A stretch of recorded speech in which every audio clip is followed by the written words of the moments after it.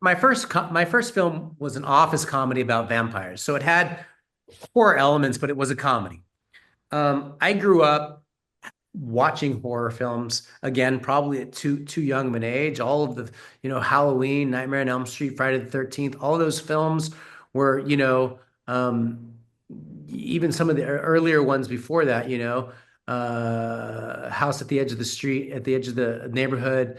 Um, uh, my memory is the worst, but some earlier horror films.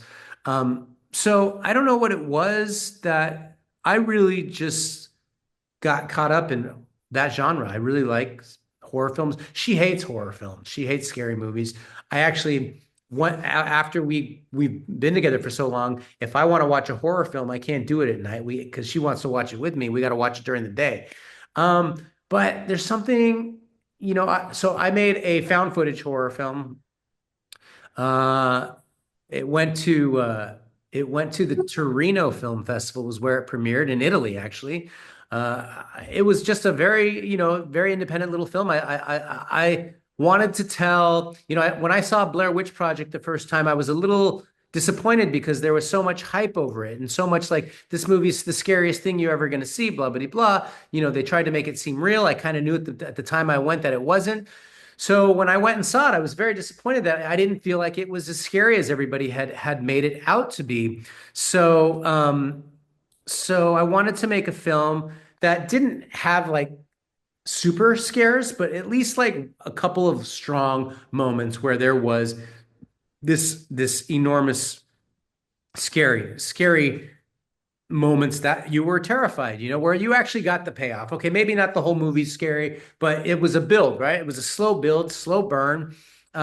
Also, I wanted it to be, there's that documentary, that TV show called where what is it called when you think you're talking to somebody and they fish you into thinking you're dating somebody else?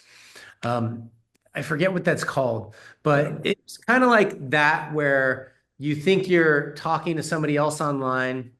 So it was a mix between Blair Witch and that documentary where it's like you have this, but long story short, I love horror films and I would like to, funny enough, after this film, we moved into this big house here and we wanted to, a lot of my friends are distributors and they say, well, horror films sell. So if you can make something that's legitimately scary. And so I showed my wife this film called Skinamarink.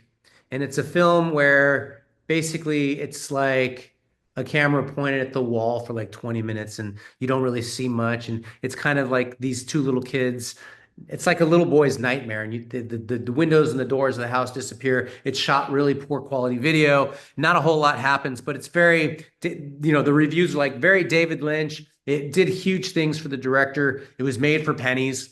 And so I showed my wife that, and she's like, "Oh, well, let me think about it." So she had this nightmare, and she's like, "Remember that nightmare I had?" She's like, "Why don't we make that into a movie and let's not spend any money? You've always wanted to make an iPhone film." So we shot the entire thing on my iPhone.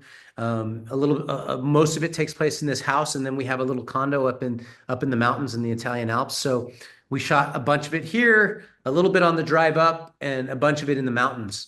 And we made this, and we're still literally in post-production for this horror film that we literally just shot just randomly because we were like, hey, let's try to make something for nothing, make it scary, and see if we can, you never know if, that was sort of like the commerce part of like, hey, we still told the story that we are very connected to. But from just like seeing some very low to no budget films make money, we're like, okay, well, let's see if the commerce part of this can kick in and we can take the art and do something that we love and believe in, and also see if we can get it into the, again, just sort of just like, let's see, we have all the abilities to do it. And literally, I'm not an actor anymore. Haven't been for, I don't know, 20 years, 25 years, but it was me, her, and my son, my 8-year-old son. We're the three people in the movie. I shot everything. I'm editing it now. And yeah, so I I definitely have a another director who's I'm a big fan of is Steven Soderbergh. And Soderbergh doesn't he doesn't stick to a genre. He's good. He does, thriller, horror, comedy, big budget, low budget, no budget. Um, and I love that about him. And I think he's good at it all. And he operates the camera and he edits and he does all those things. And so I feel very connected to him in many ways. And I also know that if you do a certain genre, a lot of times you're sort of told that you can only do that genre. And I never really wanted to do just one genre. I love dramas, I love comedies, I love horror film, I love action. I'd love Robert Rodriguez is another director I love, and I would just absolutely adore one day.